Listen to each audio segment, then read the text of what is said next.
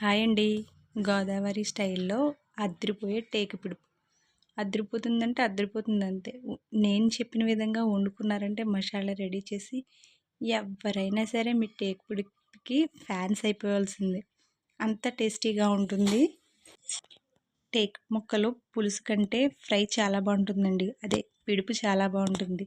మసాలా ఇగురు కూరలో వేసినట్టు కాకుండా ఇగో వీడియోలో చూపించిన విధంగా మసాలా రెడీ చేసుకోవాలండి.